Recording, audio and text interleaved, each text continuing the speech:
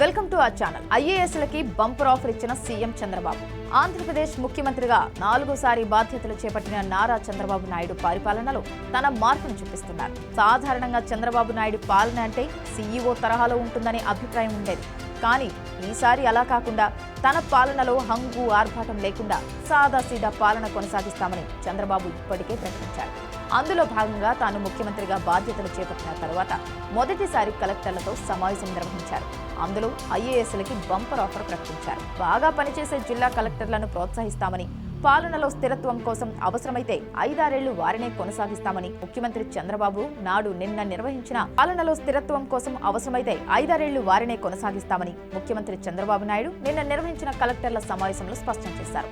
సమర్థంగా పనిచేయని వారికి గ్యారంటీ ఇవ్వలేమన్నారు. తమ ప్రభుత్వంలో కక్ష సాధింపు చర్యలుండవని, అలాగని తప్పు చేసిన వారిని వదిలిపెట్టబోమన్నారు. తప్పు చేసి తప్పించుకుంటామంటే అది ప్రభుత్వ అసమర్థతే అవుతుందని, మళ్లీ తప్పు చేయాలంటే భయపడేందుగా చర్యలుంటాయని చంద్రబాబు హెచ్చరించారు. కలెక్టర్లు, సీనియర్ కార్యదర్శులు, చివరికి మంత్రులు సహా అందరూ క్షేత్రస్థాయిలో పర్యటించాలన్నారు.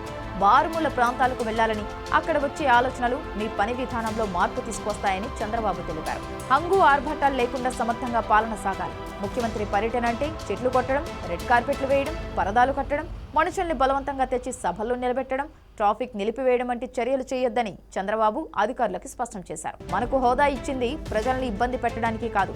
కలెక్టర్ల ప్రయాణాల్లోనూ వాహనాలు నిలిపివేయడం, సైరన్లు పెట్టడం చేయొద్దు. ఎమ్మెల్యేలు కూడా వాహనాలకు సైరన్ పెట్టారు. దీంతో తెలియకుండానే ప్రజా వ్యతిరేకతను మూటగట్టుకుంటున్నారు. పెద్ద పెద్ద సభలు పెట్టద్దు. 5 ఏళ్ల క్రితం ప్రజావేదిక కేంద్రంగా కలెక్టర్ల సమావేశం పెట్టిన అప్పటి ముఖ్యమంత్రి ఆ వెంటనే భవనం కూల్చేయాలని ఆదేశించి విధ్వంసానికి శ్రీకారం చుట్టారు.